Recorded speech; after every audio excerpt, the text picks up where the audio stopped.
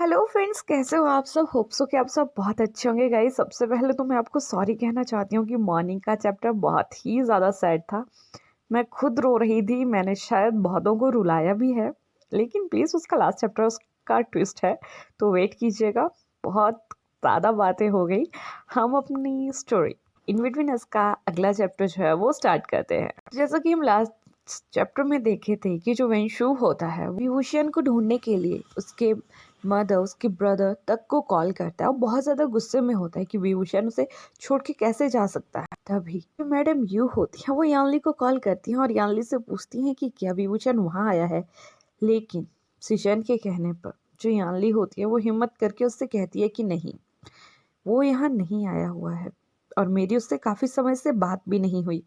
जब मेरी उससे बात हुई थी तो मैंने उस बात को आपके साथ भी शेयर किया था, लेकिन आपने मुझे कहा था कि उस बात को इग्नोर किया जाए। उसके बाद वेइंग ने मुझसे तो कोई कांटेक्ट किया नहीं। उसके बाद जो मैडम यू होती है वो गुस्से में फ़ोन काट देती हैं और यहाँ जो हमारे सिचैन होते हैं वो यानली से पूछते हैं कि कौन सी बात। तभी यानली उसे बताने लगती है, शायद मुझे आपको विभूषण के बारे में बता देना चाहिए। तभी यानली जो होती है वो सिचैन को विभूषण के बारे में बताने लगती है और यहाँ से एक फ्लैशबैक जो है वो स्टार्ट होता है। ये बात कुछ साल पहले की थी, जब मैडम यू हस्बैंड की जो होती है वो डेथ हो जाती है और वो काफी ज्यादा गरीब थे। तो कुछ पर्सन्स जो थे वो वहां आते हैं और मैडम यू को कहते हैं कि क्यों ना वो एक सेक्स स्लेव का काम करे और उससे बहुत ज्यादा पैसे मिले। यहाँ जो मैडम यू थी उसे भी काफी ज्यादा उसकी बॉडी की नीड्स होती थी, तो वो काम करना जो है वो स्टार्ट कर देती है। वो काफी ज्यादा हाई कस्टमर्स जो थे उसके बनते हैं, क्योंकि मैडम यू जो तो काफी ज्यादा सुंदर थी। उससे बहुत ज्यादा लोग काफी ज्यादा मनी जो थे वो पे किया करते थे। थोड़े समय में ही जो मैडम यू होती है वो काफी ज्यादा पैसों वाली जो होती है वो हो जाती है। वो एक छोटी सी घर से एक बड़ा घर ले लेती है, एक गाड़ी ले लेती है। लेकिन तभी उसके जो बच्चे हैं वो भी बड़े हो रहे थे टाइम के साथ साथ। जो यानली और विभूषण थे वो काफी ज्यादा सुंदर थे और एक ओमेगा थे। तो पहले जो हमारी मैडम यू होती है उनमें कुछ ममता के कण थे, तो वो सोचा करती थी कि वो अपने बच्चों को यहाँ नहीं धकेले। लेकिन एक दिन एक पर्सन आता है, उसकी नजर यानली पे पड़ती है।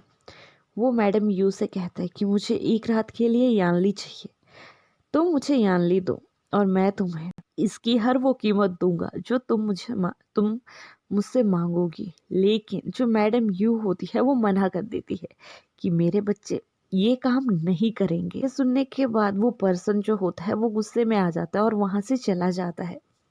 वो काफी समय तक यानली के पीछे जो है वो पड़ा रहता है और वो हर वक्त जब भी उससे मैडम यू मिलती थी वो उससे वही बात कहता था कि तुम यानली को मुझे दे दो, मैं तुम्हें जितना तुम्हें पैसा चाहिए होगा उतना दूंगा। काफी समय ऐसा निकल जाता है। अब मैडम यू की एज जो थी वो हो चुकी थी, उसे इतने ज्यादा कस्टमर जो थे वो नहीं मिला करते थे और अब उसके पास इतने पैसे भी नहीं थे कि वो अच्छे से अपनी ख्वाहिशों को जो है वो पूरा कर सके। क्योंकि इतने सालों में जो मैडम यू थी उसकी ख्वाहिशें लग्जरी हो चुकी थी। तो अपनी उन ख्वाहिशों को पूरा करने के लिए वो सोचती है कि क्यों ना वो यानली या विभूषण को इस काम के लिए लगा दे। क्योंकि जो जियनचंग था वो एक अल्फा था और अल्फा होते हुए ऐसा काम वो कैसे करेगा। तभी उस रात वो कस्टमर अगेन वहां आता है और वो अगेन यू से कहता है कि क्या तुम मुझे यानली को देने के लिए रेडी हो। तभी यानली जब इस बात को सुनती है तो वो जैसे कैसे करके उस घर से जो है वो बाहर निकल जाती है और वहां से भागना जो है वो स्टार्ट कर देती है।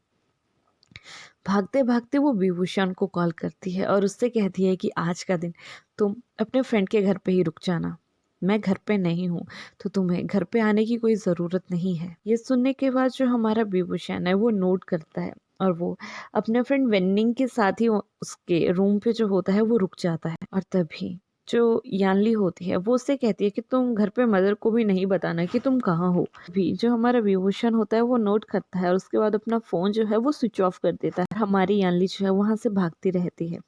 मैडम यू, कुछ गार्ड और खुद भी यानली के पीछे जो है वो जाना शुरू कर देती है। भागते भागते हमारी यानली जो होती है वो एक गाड़ी से अचानक टकराते टकराते बच जाती है और वो गाड़ी जो होती है वो सिचैन की ही होती है। जब सिचैन गाड़ी से बाहर निकलता है और वो यानली को दिखता है तो वो उसे देख के बहुत ज़्यादा टेंस हो जाता है कि एक इतने कम उम्र की लड़की ऐसे क्यों भाग रही है। तभी वो यानली के पास जाता है, उसे उसके कंधे से पकड़कर उठाता है और वो यानली की तरफ देखता है तो यानली को थोड़ी सी चोट आई होती है और वो बहुत ही ज़्यादा रो रही होती है। तभी वो यानली से पूछता है कि तुम रो क्यों रही हो, क्या प्रॉब्लम है, कोई दिक्कत है तो तुम मुझे बता सकती हो, मैं तुम्हारी हेल्प करूँगा। तभी यानली जो होती है उसे पूरी कंडीशन के बारे में बता देती है कि मेरी माँ मुझे सेल करना चाहती है, वो गंदा सा पर्सन मुझे अपने साथ एक नाइट के लिए ले जाना चाहता है। मुझे नहीं पता वो मेरे साथ क्या करेगा, बिकॉज जब भी वैसे गंदे पर्सन मेरी मदर के साथ आते हैं तो मेरी मदर के रूम से बहुत ज़्यादा आवाज़ें आती हैं जिनकी वजह से मुझे बहुत ज़्यादा डर लगता है। ये सुनने के बाद जो लान सिचैन होता है उसे काफ़ी ज़्यादा हर्ट होता है, लेकिन तब तक मैडम यू और उसके बॉडीगार्ड्स और जो भी पर्सन होते थे वो वहाँ पहुँच चुके होते हैं। जब वो पर्सन जो होता है वो सिचैन को देखता है तो वो सिचैन को देख के डर जाता है, क्योंकि वो सिचैन की कंपनी में एक अच्छी पोस्ट पे जॉब करने वाला पर्सन था। सिचैन उसे देखता है तो यानली जल्दी से सिचैन का हाथ पकड़ लेती है और उससे कहती है कि ये वही पर्सन जो मुझे पैसे दे के बाई करना चाहता है। जब सिचैन ये देखता है तो सिचैन उसे उसी वक्त कहता है कि कल तुम मॉर्निंग में मेरे ऑफिस में आके मुझसे मिलोगे। सिचैन के इतना कहने के बाद वो पर्सन तो वहाँ से भाग जाता है, लेकिन यू काफ़ी ज़्यादा गुस्से में आ जाती है। वो यानली को अपनी तरफ खींच के उसे स्लैप करने वाली होती है, लेकिन तब तक सिचैन जो होता है उसके हैंड जो है वो पकड़ लेता है और उससे कहता है कि how dare you to touch a girl. लेकिन तभी मैडम यू जो होती है वो उससे कहती है कि वो मेरी बेटी है, मैं उसके साथ कैसे भी ट्रीट कर सकती हूँ, इससे तुम्हें क्या। तभी जो मैडम यू होती है वो यानली का फ़ोन लेके जो है वहीं पटक देती है और उसका फ़ोन जो है वो टूट जाता है और वो उसे अपने साथ घर ले जाना चाहती है और उससे कह रही होती है कि आज नहीं तो कल तुम्हें ये धंधा करना ही पड़ेगा, बिकॉज मैं तुम्हारी वजह से अपने पेट पे लात नहीं मार सकती, तुम्हारी वजह से मुझे भूखे मरना गवारा नहीं। तभी सिचैन जो होता है वो यानली का एक हैंड पकड़ के उसे अपनी तरफ खींचता है और मैडम यू को कहता है कि मैं इस लड़की से शादी करूंगा, तुम्हें जितने पैसे चाहिए होंगे मैं तुम्हें हर महीने पहुंचा दिया करूंगा, लेकिन जब तक मैं इस शादी को निभाना ना चाहूँ या यानली अपने पाँव पे खड़ी ना हो पाए तब तक। जब इन दोनों डिसीजंस में से मैंने कोई भी एक डिसीजन ले लिया उस दिन से मैं तुम्हें पैसे भेजना बंद कर दूंगा। ये सुनने के बाद जो यू होती है वो बहुत ज़्यादा खुश हो जाती है, बिकॉज यू लालची थी, वो उस बात के लिए मान जाती है। नेक्स्ट डे जो सिचैन और यानली होते हैं वो एक चर्च में जाके जो है वो शादी कर लेते हैं। सिचैन काफ़ी ज़्यादा अमाउंट जो होता है वो मैडम यू को हर महीने जो था वो भेजा करता था। वहीं 2 दिन निकल जाते हैं लेकिन वी वुशियान जो था वो अब तक घर नहीं आया होता है। मैडम यू बहुत ज़्यादा गुस्से में होती है कि वो कहाँ मर गया।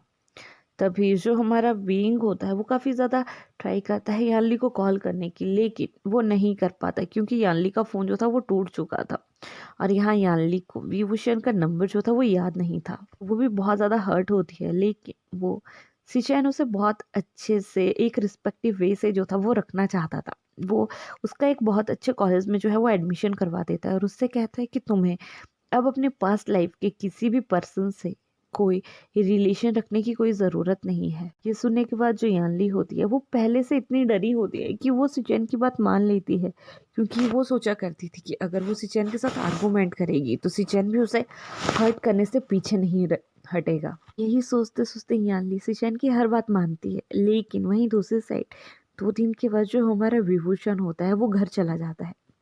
जैसे ही वो घर पहुंचता है तो आगे वो वेंशु को वहां बैठा हुआ देखता है और वेंशु जैसे ही विभूषण को दिखता है तो उसकी नज़र उस पर ही टिक जाती है और वो मैडम यू से कहता है कि मुझे ये पर्सन चाहिए। तभी मैडम यू जो होती है वो काफ़ी ज़्यादा खुश होती है, लेकिन वो वेंशु से अभी कैश की बात करके वो वेंशु से उतना कैश नहीं दे रहा था जितना मैडम यू मांग रही थी, तो वो मना कर देती। उसी रात को जियांग जो होता है वो काफ़ी ज़्यादा ड्रंक करके जो होता है वो घर आता है।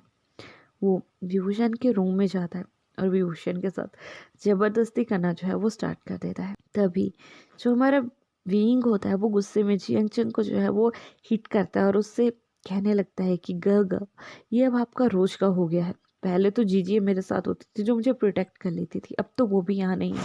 प्लीज़ मेरे साथ ये सब कुछ मत कीजिए, आप मेरे ब्रदर हैं और ये सब कुछ अच्छा नहीं लगता। अगर कल को ये बात किसी और को पता चलेगी तो वो हमारे बारे में क्या सोचेंगे। तभी जियांग जो होता है विभूषण को उसके गले से पकड़ लेता है, लेकिन इतनी ही देर में जो मैडम यू होती है वो वहां आ जाती है और ये सब कुछ देख के हैरान हो जाती है।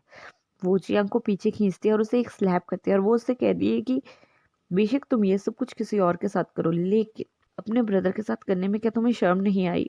तभी वो उससे कहते हैं कि मैंने अभी इसे के साथ कुछ किया नहीं, लेकिन लेकिन मुझे भी ये सब कुछ करना पसंद है, मैं करना चाहता हूँ। तभी मैडम ये उससे कहती है कि अगर कोई तुम्हें पैसे दे के ये सब कुछ तुमसे करवाए तो मैं तुम्हें अलाउ कर दूंगी। ये सुनने के बाद जो हमारा जियांग चंग होता है वो अपनी मॉम को नोट करता है और वहां से चला जाता है। और इसके बाद जो जियांग होता है वो उसके पास हर डे की एक अलग अल्फा लड़की, ओमेगा लड़की, अल्फा बॉय या ओमेगा बॉय अक्सर कोई ना कोई जो थे वो नाइट स्पेंड करने आते थे और वो भी जियांग को काफ़ी ज़्यादा पेमेंट दे के जाया करते थे। कुछ दिन वैसे ही निकलते हैं। वेंशु अगेन मैडम यू के घर आता है और उससे विभूषण को उसे देने के लिए कहता है और उससे कहता है कि जितना पेमेंट तुमने मुझसे मांगा था मैं उतना पेमेंट तुम्हें देने के लिए रेडी हूँ। इसके बाद मैडम यू जो होती है वो उससे कहती है कि दुनिया वालों को दिखाने के लिए और मेरे रिलेटिव को दिखाने के लिए तुम्हें उससे शादी करनी होगी। तभी मैडम यू उससे कहती है कि वो अभी सिर्फ 17 साल का है, तुम शादी सिर्फ एक चर्च में कर सकते हो। जब वो 18 का हो जाएगा तो तुम उसे या तो मुझे बैक कर देना या तो कहीं और सेल कर देना, लेकिन अगर तुम इसे कहीं और सेल करोगे तो उसका भी 50% का पार्टनरशिप मैं रहूंगी। ये जब वेंसु सुनता है तो वो काफ़ी ज़्यादा खुश हो जाता है और वो उसके साथ एक चर्च में जाके जो है वो शादी कर लेता है। और उसी रात से जो वेंशु था वो विभूषण को टॉर्चर करना जो था वो स्टार्ट कर देता है। वो उसे काफ़ी ज़्यादा पीटता है, उसके साथ फिजिकल रिलेशन बनाता है, वो भी उसकी मर्जी के खिलाफ। यहाँ जो हमारा विभूषण था वो बहुत ज़्यादा टूट चुका था, बिकॉज वेंशु उसे कभी भी एक वाइफ की तरह या एक हस्बैंड की तरह ट्रीट नहीं करता था। वो हमेशा उसे एक सेक्स स्लेव की तरह देखा करता था कि वो सिर्फ उसकी बॉडी की नीड कंप्लीट करने के लिए है। कुछ दिन तो वैसे निकलते हैं। अब वंशु का असली चेहरा जो था वो उसके सामने आना स्टार्ट हो गया था। वो कभी भी किसी गर्ल को, किसी बॉय को अपने साथ लेके आता रहता था। जब वो उनसे सेटिस्फाई नहीं होता था तो वो विभूषण को आके यहाँ टॉर्चर करता था, उसे मारता था, उसे पीटता था और उसके साथ सेक्स करके खुद को रिलैक्स करके वहाँ से चला जाता था। उसे विभूषण से और कुछ भी लेना देना नहीं था कि वो खाता है, वो पीता है, वो स्टडी करता है या नहीं करता है। और इसी तरह से जैसे कैसे करके विभूषण जो था वो कुछ समय निकालता है और उसे एक दिन उसकी सीजे एक शॉप के बाहर मिलती है। वो भागता हुआ जाता है और जब यानली उसे दिखती है तो वो काफ़ी ज़्यादा रोती है उसे देखकर। लेकिन तभी वेंशु कहीं से उसे वेंशु की आवाज़ आ जाती है और वो अपने सीजे से सिर्फ उसका नंबर लेके जो है वो भाग जाता है। शाम के समय जो वेंशु किसी अदर गर्ल के साथ जो होता है वो बिजी होता है तो वो यानली को कॉल करके सब चीज़ों के बारे में बताता है। यानली इसके बाद अपनी मदर से उन बातों को शेयर करती है, लेकिन उसकी मदर यानली से इग्नोर करने के लिए कहती है और वेंशु को इस बात का पता लग चुका था तो वो उस फ़ोन नंबर को भी चेंज कर देता है ताकि यानली उससे दोबारा कांटेक्ट ना रख सके। और कुछ समय के बाद जैसे कैसे हिम्मत करके जो हमारा विभूषण होता है वो उस घर से भाग जाता है। और इसी तरह से यहाँ जो है फ्लैशबैक जो होता है वो एंड हो जाता है। जब सिचैन ये सब कुछ सुनता है तो उसकी आंखों में आंसू आ जाते हैं, लेकिन सिचैन के साथ साथ ये स्टोरी एक और पर्सन ने भी सुनी थी और वो था हमारा वांगजी। जब वांगजी ये सब कुछ सुनता है तो वो यानली से कहता है कि जीजिए, मैं विभूषण का हमेशा के लिए ख्याल रखने के लिए रेडी हूँ। मैं ये नहीं कहता कि मुझे विभूषण से प्यार है। इन फ्यूचर अगर मुझे उससे प्यार होता है तो मैं उससे शादी भी करूँगा और आई होप ब्रदर और जीजे आप दोनों को कोई प्रॉब्लम नहीं होगी।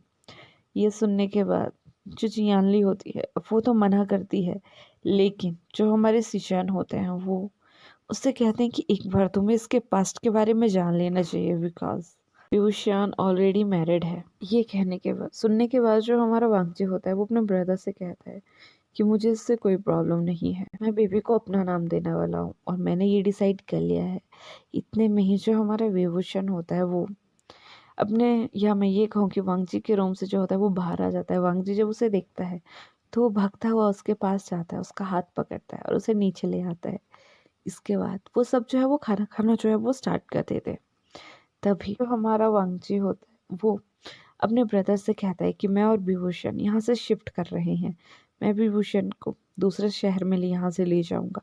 वहाँ ये अपनी स्टडी जो है वो कंटिन्यू करेगा तक इसका टमी दिखना जो है वो स्टार्ट नहीं हो जाता।